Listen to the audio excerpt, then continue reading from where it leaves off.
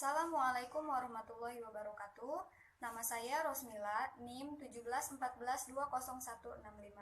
Baik, saya akan menjawab pertanyaan kuis dari MK Sistem Pengawasan Perbankan Syariah. Adapun pertanyaan pertama yaitu gambaran umum, dasar, dan prinsip pengawasan bank. Bank merupakan lembaga keuangan yang bertugas untuk mengumpulkan dana dari masyarakat dan menyalurkan dana kepada masyarakat. Nah, di dalam melakukan kegiatannya, bank tersebut melakukan pengawasan. Nah, adapun gambaran umum, dasar, dan prinsip pengawasan bank yaitu di Indonesia sendiri, pengawasan bank tersebut dilakukan oleh pemerintah.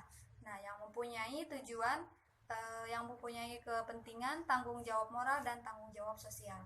Nah, kemudian pemerintah ini menunjuk suatu otoritas pengawasan bank yang dilakukan oleh bank sentral dan lembaga independen lainnya.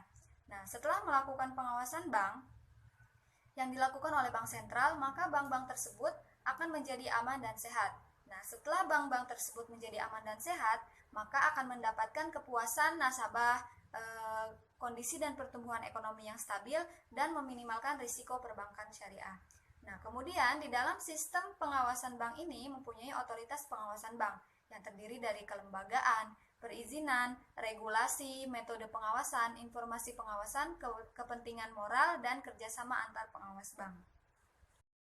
Pertanyaan kuis yang kedua yaitu tentang prinsip dan metode pengawasan bank. Yang pertama yaitu peraturan atau regulasi. Terdapat 3 golongan besar. Yang pertama yaitu peraturan tentang tata cara perizinan suatu bank tersebut. Nah, di dalam mendirikan suatu bank atau organisasi kelembagaan keuangan, dilakukan pengawasan yang dilakukan oleh pemerintah, yang kemudian pemerintah ini menunjuk bank sentral atau lembaga independen lainnya untuk mengawasi jalannya pendirian suatu bank atau lembaga keuangan.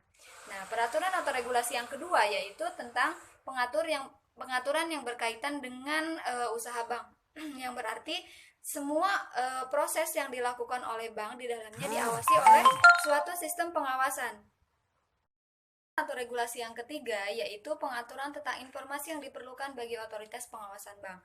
Nah, untuk mengetahui bank tersebut menjalankan semua kegiatannya berdasarkan peraturan atau tidak, maka otoritas pengawasan bank meminta bank untuk melakukan laporan tahunan, yang kemudian laporan ini diberikan kepada audit internal maupun audit eksternal.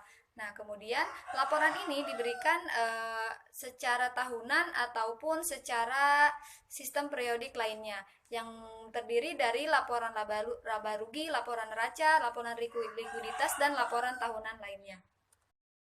Prinsip dan metode pengawasan yang kedua yaitu pengawasan tidak langsung atau offsite supervision, yaitu dengan cara otoritas pengawasan meminta kepada bank untuk memberikan laporan yang berisi laporan neraca, laporan laba rugi, atau laporan tahunan lainnya.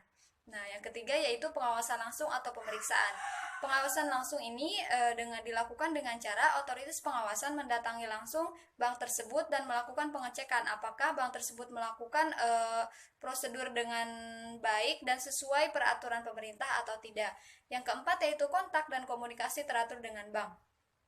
Kontak dan komunikasi teratur dengan bank ini dilakukan untuk melakukan pengawasan dan pengecekan terhadap apa saja yang dilakukan oleh bank tersebut. Yang selanjutnya yaitu tindak remedial atau penerapan sanksi. Apabila di dalam suatu pengawasan, otoritas pengawasan menemukan penyelewengan atau kesalahan yang dilakukan oleh bank atau orang yang ada di dalamnya, maka otoritas pengawasan berhak melakukan remedial atau penerapan sanksi yang diberikan kepada bank tersebut atau orang yang ada di dalamnya. Kemudian yang terakhir yaitu kerjasama dengan otoritas pengawasan bank negara lain. Otoritas pengawasan berhak melakukan kerjasama dengan bank negara lain untuk mendapatkan informasi dan mendapatkan pengawasan yang baik dari negara lain, sehingga pengawasan bank atau otoritas pengawasan bank yang ada di Indonesia dapat meningkatkan kinerjanya dengan baik. Dalam melakukan pengawasan bank, otoritas pengawasan melakukan dasar pertimbangan atau prudent banking supervision. Nah, untuk melakukan pengawasan bank berdasarkan asas kehati-hatian ini terdapat 2 dasar pertimbangan. Yang pertama yaitu asas perbankan yang sehat. Nah, asas perbankan yang sehat ini meliputi aspek likuiditas, solvabilitas, profitabilitas seperti kualifikasi kredit dan pencadangan risiko lainnya. Nah, yang kedua yaitu asas perkreditan yang sehat. Asas ini berpedoman pada 5C, yaitu karakter, capacity, capital, collateral, dan condition.